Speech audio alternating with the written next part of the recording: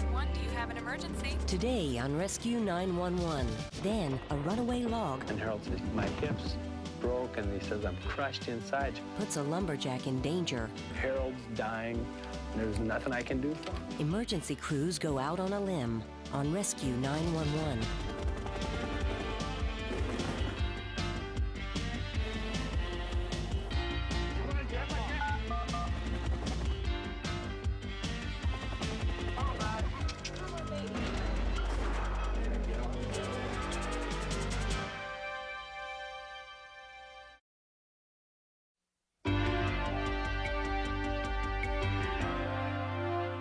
By 9 a.m. on August 10th, 1989, longtime friends John Horseman and Harold Gerber had already been hard at work for hours in a remote forest outside Bellingham, Washington. They had no idea that it might be the last time they would ever work together.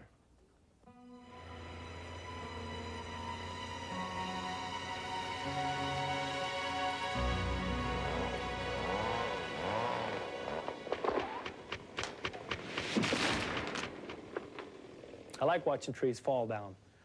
You watch them fall, and they hit the ground, and they kind of bounce around like a fish out of water. And as long as you keep your eyes and ears open and watch out what you're doing, it's really not all that dangerous. We started work about 6 o'clock, and we worked straight through. I was cutting on timber on my strip, which is where I cut trees down and buck them into log length. And Harold was working his strip, doing the same thing. And we worked for several hours that morning.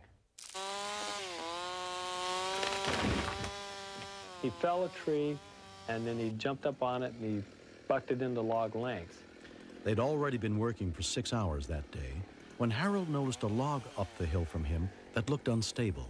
He looked back at it, and he realized that log there was nothing holding it there. It was on a steep side hill, you know, about probably 65% slope, and he looked at that log up there and thought, this doesn't look safe. Harold tested the stability of the 3,000-pound log. But when he found he could not move it, he returned to work on the slope below.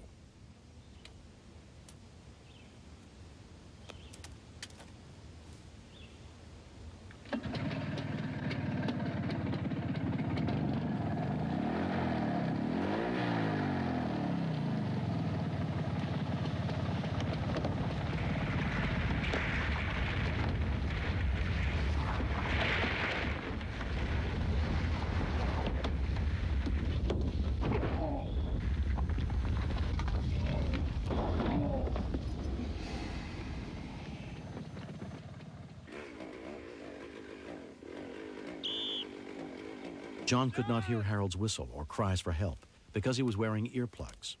I was gassing my saw up, and as I gassed it up, I looked back down the hill, and I didn't see Harold or where he should be or anything else other than his saw and his hard hat. So I pulled my earplugs out at that time to listen down, and as I pulled my earplug out, I could hear him say, "John, get me out of here." Okay, Harold, just hang on, I'll be right there. I was real scared for him, and so I dropped everything at that point. I was afraid when I first seen him, and Harold says, my hips broke, and he says, I'm crushed inside, John, I can feel it. Oh, no. John had enough training in emergency first aid to realize the seriousness of his friend's injuries. His pelvis was either crushed or broken, and there was blood seeping from the head of the meatrium at that point. And I knew then how serious his injuries really were. And with the logs being unstable and rolling around, if they roll, that top log would just crush him to death right there. So at that point, I run to my pickup and called for help.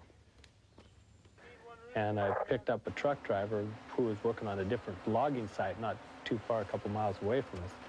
And I said, it's your ball. You have got to get me help as quick as you can. Harold's dying, and there's nothing I can do for him. Hey, guys! Somebody's hurt over on John's side! Head on over there! While John continued to radio for help, 3 loggers set out to run the 3 miles to the site where he and Harold had been working. A trucker in Bellingham was the next to pick up John's urgent call. He quickly got the basic information about the location of the accident and ran to the nearest phone to call 911. 911? Yes, I was listening on CB on Channel 7, and the guy wanted an ambulance and a helicopter. There was a logger with pinned on Canyon Lake Road. The first information was immediately relayed, and 3 ground medical units were dispatched to the scene. Contact to Kendall. Kendall.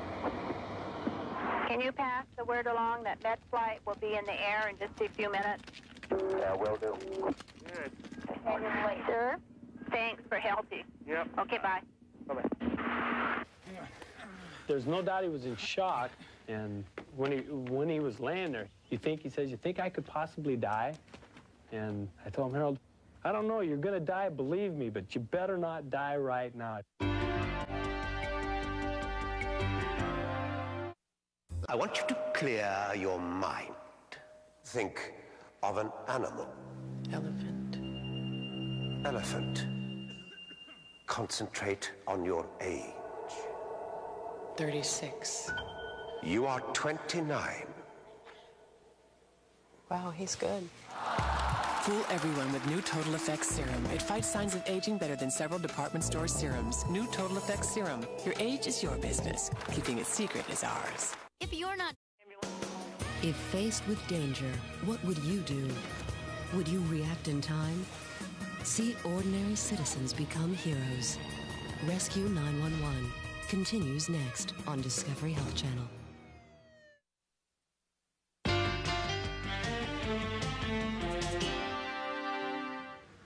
It took about an hour to get to the scene by the rough and winding logging roads. The first unit to arrive was the Welcome Volunteer Fire Department, led by EMT John Heiser. We're running out of time, and it's what they call, the surgeons call the golden hour. You know, the first hour after some major trauma like this. They want that individual in the hospital. His best chances of surviving are within that first hour. And we just about used that up getting there. Worried that the log might roll back onto Harold again and kill him, the loggers decided to risk moving him.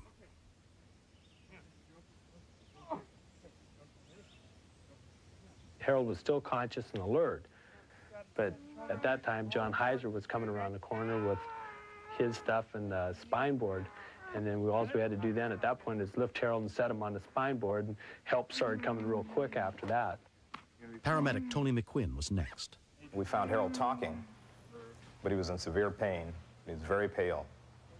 He didn't have a palpable pulse on his wrist, and any movement at all, he would really wince or yell in pain. He had lost a lot of blood because of his injuries, so he placed what's called mass pants on him and inflated those to stabilize his pelvis. He needed a surgeon immediately. By road, it could take an hour and a half to get Harold to the hospital. By helicopter, it would take only 8 minutes, and every minute counted. At that point, I was demoralized. I just, like losing your best friend, basically, and that's what it was. That's how I felt at that point. It was more than I could handle at the time, and try to keep myself calm. And then when they finally put him in the helicopter, at that point, there was a real loss. Something was being taken away from me, and I didn't know if Harold was still going to be alive when I got to the hospital to see him. Harold was flown to St. Joseph Hospital South Campus in Bellingham. Dr. Marvin Wayne headed the emergency team. Whenever we hear of pelvic injuries, a patient can literally bleed to death because of bleeding in that area of the body. So with the extent of the injuries that he had, with the crushed pelvis, with the torn urethra, with the collapsed lung, had he not been extricated and stabilized in a timely manner, Mr. Gerber very well might not would have been with us here today. I feel fortunate. I feel lucky to be here. But apparently, the way I look at it is apparently it wasn't my time. After a month and a half of bed rest, Harold's fractured pelvis has repaired itself. Life with his 3 children and his wife Janet is almost back to normal. He's a very good-hearted person. It's one of the reasons why I married him. He's always comes in the door happy. You can be madder than hell at him, and he'll come in the door happy, and it'll wreck it. Though Harold's recovery has been remarkable, he may never be strong enough to return to timber cutting. What's the next step? Get healed up and continue to march on with life. I would do anything for Harold. And whether or not Harold ever comes back to work in the woods again, old Harold and I will still be going fishing, and we'll still be going hunting because we don't work on the weekends. Excellent, John.